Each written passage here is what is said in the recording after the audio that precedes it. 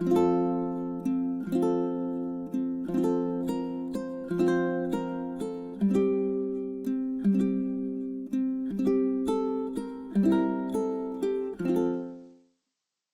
going to ask some very something done any public speaking in quite a long time, but I feel like I have a fairly good presentation for you guys today. I'm ready for fun too. So I'm going to go over just what you can expect from me in the next 20 minutes or so. So first, we're doing the introduction, and we're going to spend some time talking about what even is sleep hygiene, the importance of sleep, how to improve your sleep, tips and tricks when you work maybe an alternative schedule, and then how and when to get sleep if your sleep is poor. And then I'm going to have time for questions at the end, I hope. I would also like to put out there that I'm certainly happy to entertain questions from you as we go along. In fact, sometimes that's more valuable. So if somebody thinks of a question as we're going, feel free to give me a nod or raise your hand. I'm happy to pause where we are, especially as we're going through things. If it needs some clarity on something or you feel like what I'm saying is bringing something to mind for you. Yeah, so as I said before, I'm a provider here. I've been working in healthcare for since around 2006, so almost close to 20 years. I started out as a nurse and then went back to school to become a nurse practitioner. I have been working for Good Shepherd for over 10 years. I started in 2014, and I've been working in a nurse practitioner role since 2022. So I want to pose a question to you guys, and I hope maybe some of you will feel brave enough to participate in this conversation. When I say the phrase sleep hygiene, or when you signed up for this education, does that already bring something to mind, or do you have an idea about yourself? What even does sleep hygiene mean? Yes, please. I'm thinking in my own mind is making sure that you get restful sleep, that you feel energized for the next day so that you're not groggy. So it's getting good sleep and feeling rested. Yeah, I think that's a great answer. Thank you. Yeah. Anybody else have an idea about what sleep hygiene means? It's okay. So I'll tell you what I think of sleep hygiene. When I think about that word, when we're breaking that down, when we think about hygiene, I think specifically about being, right? Sometimes we'll think about brushing our teeth or maybe taking a shower, the things that you do to be clean. And so when we're talking about sleep hygiene, I think about the things that we might do, the habits that we might have during the day that help us to do exactly what you said, have good sleep at night, where we're able to fall asleep and rest throughout the night, wake up the next morning feeling refreshed. So the term of sleep hygiene actually started around the 1970s when sleep researchers and people who were specializing in that time, it was a very new field. They were coming up with ways to help people improve insomnia. And so they started coining this phrase sleep hygiene, the things that people do during the day and the activities that they do that affect or improve people's sleep at night. That's where that came from. And you can just pop up all my bullet points on there. Perfect. I don't have a little clicker, so I have a lovely assistant in the front row. So why do we sleep at night, right? Why can't we just keep going? It's a 24-hour day. Think about how much stuff we could get done if we were able to just keep going and going. So sleep is an essential body function. We need to be able to sleep at night for our bodies to have an opportunity to rest and recover. It lets our brains have a chance to kind of declutter from the day before, secure memories for us, and help improve our emotional regulation. Also physically allow our bodies some downtime. When we're going during the day, we are in kind of go mode all the time. And our body needs a chance to have some time for energy conservation or to have a mode where we're a little lower. And so we need some sleep for that. One thing I was going to talk about is that immune system regulation. So sleep is also really important for that. So I'm sure someone in the crowd has had this happen to them. You're really, really busy, either with work, life, maybe you're on a vacation for a while and kind of going, maybe not sleeping as much as you would. And after that happens for a little while, you end up feeling sick or even getting a cold. That is sometimes because when we have low sleep amounts, our immune system isn't recovering the way that it could. And so it just is evidence that what we're talking about in terms of making sure that you're resting at night really does improve your overall health. So what happens if we don't sleep? This, this one's really interesting to me, and I feel like, I think the concept of not sleeping or burning the candle at both ends, sometimes people will say, is very real. But the statistics are that about one third of average adult Americans are not getting enough sleep. So they're getting less than the recommended 7 to 9 hours of sleep. So what we're talking about, what happens when we're not sleeping, that's not like one night of poor sleep. I'm talking about weeks, well, months, even years of your life where you're starting to get poor sleep. And when we have poor sleep over a long time, medical problems can start to pop up. And sometimes people don't even originally notice that. You're like, you know that you don't sleep well, this has been going on for a long time. And then pretty soon it's like, I'm physically feeling poor, and you're going to the doctor and you're starting to talk about reasons maybe why these things are happening. But we have an increased risk of things like heart disease, blood pressure elevation, or even hypertension, obesity, depression, and anxiety, when it can start to crop up when we're not sleeping well, especially over a period of time.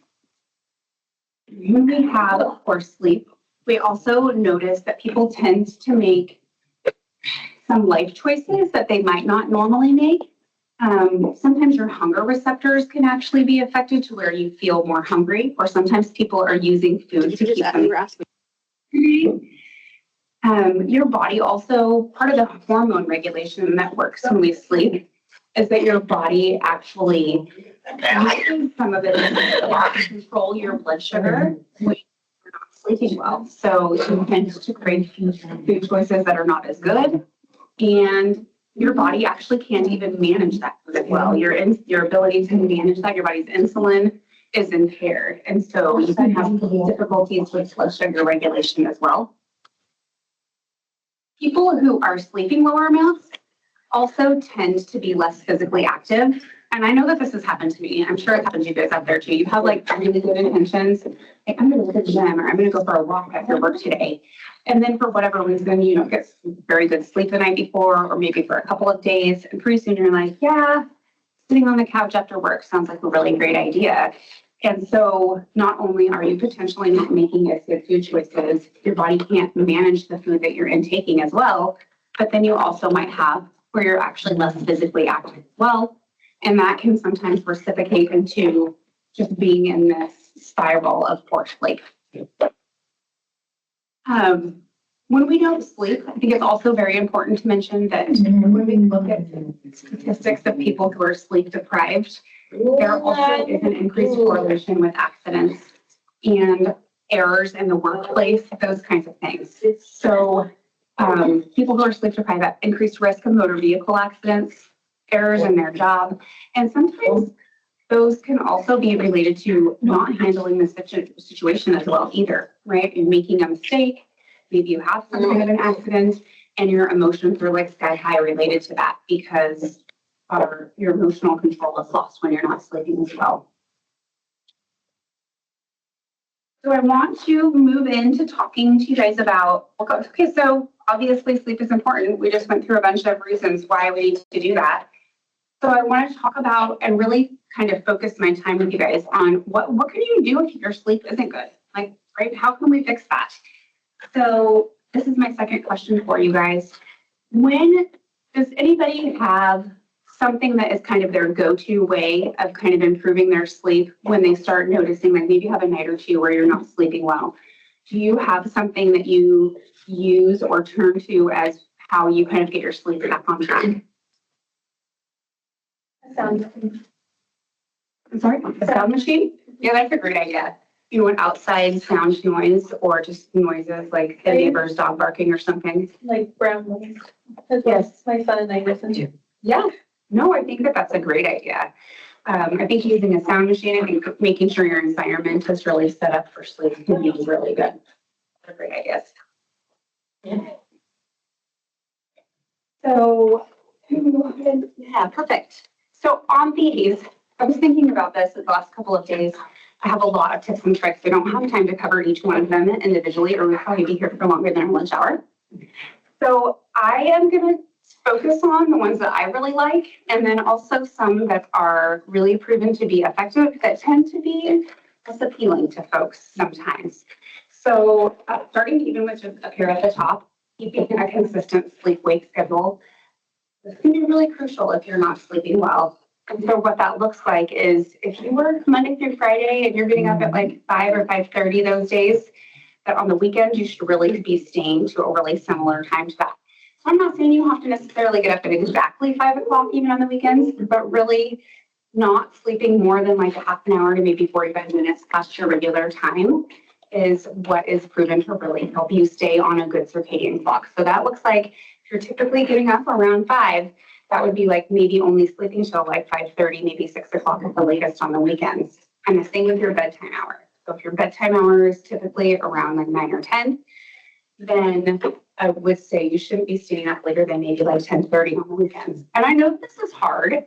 And also, I want you guys to know I am an absolute realist. And I realize that there are going to be times in our life where this stuff doesn't work. So I'm not talking about that you can never stay out late with your friends or that you can't ever sleep in. But when you really get in those periods of time where you're struggling with your sleep, kind of falling back to what we know works and kind of saying like, okay, for a little while, I've got to get back on this regular sleep-wake schedule and kind of get my sleep back cleaned up again. And then the occasional night out or the occasional sleep in morning is less likely to be bothering your sleep. This is also not a super popular concept, but it really has shown to be valuable. So avoiding blue light or screen time for about 60, maybe even 90 minutes before bed can really help get our body ready for sleep. So over the last decade, as our time in front of screens has increased, right, we're spending a lot more time with our smartphones and spending a lot more time in front of screens. Research into sleep has really realized that people's problems with sleep has increased related to that. So the way the blue light or the light from the screen actually interacts with the way your brain absorbs light can change your body's circadian clock or kind of alter that getting sleepy when you're supposed to. And so that's why you'll find that if you can put your blue light, your phone down, your screen time away for about 60 to 90 minutes before bed, that can sometimes help you to feel sleepy sooner. And ways to do that are to like create a bedtime routine, like something maybe that takes you 20 minutes or half an hour that you're doing. Maybe that's like getting your lunch ready or your kids' lunch ready for the next day. Maybe that's setting out your clothes, doing your regular routine hygiene stuff, taking a shower, washing your face, brushing your teeth, but kind of doing something so that that last hour before bed doesn't feel so painful if you're not in front of the screen, right? You're like, that's okay. I'm going to spend a half an hour kind of doing some of these little tasks that I have to do to get myself ready for bed. And then your body, as you start to do those, can kind of see those as a trigger, right? Where it's like, oh, you know what, we're doing this. It's like time for us to think about that we're getting ready to go to sleep soon. Avoiding alcohol before bed, or especially really close to bedtime, can be helpful too. So I do have people who talk to me and they say, you know what, like, Joanne, realistically, drinking some alcohol, it actually helps me fall asleep faster. And that could be true because sometimes alcohol, it can be repetitive for some people. And so you'll find maybe you do fall asleep a little quicker, but alcohol is absolutely a known sleep disruptant. So even though you might fall asleep a little bit quicker, the likelihood of having disruptive sleep, waking up more throughout the night, or finding yourself feeling less rested the next morning, especially when you drink alcohol really close to bedtime. So I'm certainly not saying you can never have a drink, but especially if you're struggling with sleep, you should try to have that be earlier in the day or earlier in the evening so that your sleep can be less disrupted as the alcohol is processed out of your system before you're trying to go to bed. Let's go on to the next page. All right, so another thing that a couple that I like off this, some of these I feel like are pretty easy. If you take a look on there, you'll see, and they might have a little overlap, but not staying in bed if you're not sleeping. So this is a common theme when people talk to me about having insomnia. I'll be like, well, what is it that you're doing in bed if you're awake for 2 hours? And they're like, oh, I'm just laying there. Maybe I'm tossing and turning. Maybe Maybe we're resorting to like scrolling on Instagram or something like that. But realistically, getting up out of your bed and going to another area in your house, finding a quiet spot that feels comfortable to you, and doing a quiet time activity. Maybe that's reading a book. Maybe that's flipping through a magazine. Maybe listening to some relaxing music. Something that you can do for a little while that's not really like keeping your mind too engaged, but at the same time, you're able to have a little task and do that until you feel sleepy and then go back to bed and try again. And when we're really trying to work through insomnia, I would tell people, honestly, if you have to do that 2 to 3 times before you actually fall asleep, that's still what I would recommend because our brains will outsmart us. And so sometimes, even though we think we're doing the right thing by staying there, your brain starts to associate like, hey, I actually don't have to sleep when I'm here. Like, I can just lay here and play on my phone, or I can just lay here and do whatever other activity. And so that cue that you should be starting to get when you lay in bed to relax is actually gone. And so then when you lay down, your brain starts thinking of all these other things that you do sometimes do in bed. And the last one that I'll talk about off this is just bright lights. This is something that sometimes people don't think about, and it's actually will crop up when we talk about tips for alternative schedules also. Is that the way that our body's natural circadian clock is, and when I talk about circadian clock, I mean our bodies have our own like internal clock that helps us to stay awake during the day and asleep at night. And so in order to kickstart that, when your body starts to receive bright lights, that's when it's like a cue that it's morning time and kind of trying to get going for the day. And so opening up your windows, turning on the lights in your house, or getting some bright lights into your eyes in the morning, sometimes even maybe like just skip your sunglasses on the way to work so that your eyes start to take in those cues, can help you to make your own body's melatonin as the night goes on.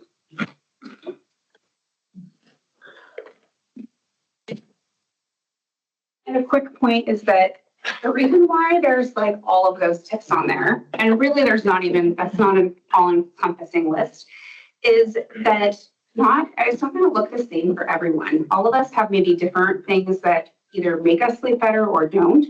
And so what works for me might not be what works for you, might not be what works for you. And so you kind of have to sometimes explore some of those ideas and say like, okay, wow, caffeine really is a trigger for me. Maybe I do need to cut that out, or maybe I do need to say, okay, I'm only going to do that the first 2 hours that I'm awake in the day. Or that.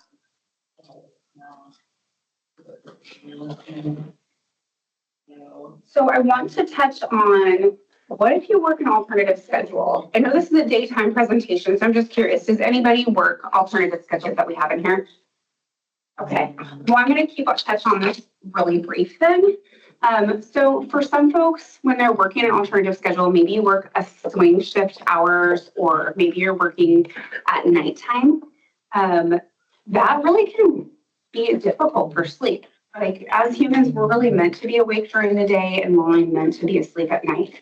But we live in a really fast-paced world. It's 24/7, 365. So we do have a lot of people who are not working during those hours, who work alternative schedules. And sometimes that really requires some nuance into making sure that their sleep is good. And so you'll see some of these things are kind of similar, keeping lights bright at work and dimming them on the way home. And that's maybe like wearing your sunglasses on the way home from work, even though it might not be that bright out. When we talk about creating a peaceful environment just in general for all of us, even more important when you're sleeping during the daytime, right? How much more noise is there environmentally during the day? So maybe that looks like wearing earplugs or using a sound machine, a fan. Maybe you have both. Maybe you're wearing an eye mask so that you just don't have all that extraneous light coming into your eyes, because blackout curtains are good, but sometimes they're not actually good enough. So I think move ahead. So I do want you guys to know sometimes people do need help with their sleep. And that's not like bad or wrong. It's just like any other problem that you might have. It's okay to ask for help if you need that. And so restless nights, sleepless nights, that's going to happen to all of us. I don't think that's that big of a deal. You occasionally have a night where you're not sleeping well. I do feel like if it tends to be one, impacting your life where you're like, man, I'm really struggling at work. I'm having some problems in my home life. I'm just so tired. Or it's going on for like more than a month. Maybe you've tried a few things that we talked about and you're feeling like you're not getting anywhere. Then it might be time to get some help for your sleep. It is very appropriate to start with just talking to your regular doctor about like, hey, I'm having some struggles with sleep. And between you and your regular doctor, kind of talking about whether you're not seeing someone like me who really is going to deep dive into your sleep and figure out what we can do to fix it is appropriate. Or if maybe they just have a few things more that you can do before you get to the point of needing that. And I do want to add that if you're having symptoms that are concerning to you, then it's always appropriate to get some issues. Things that are concerning to me are red flag things, or where you're feeling like regularly you're having difficulty concentrating. Like, I'm trying to get 10 minutes worth of work and I feel like I just can't stay focused. You have loud snoring at night. You are falling asleep when you don't mean to. Like maybe you're watching TV with your family for a few minutes and you're like, I can't even watch like 5 minutes of TV before I'm falling asleep. Those things really are not the way people should be. And so I would say if you have symptoms where you're feeling like you're really excessively sleepy during the daytime, it's probably time to talk to your doctor and seek out getting. Go ahead. The next one.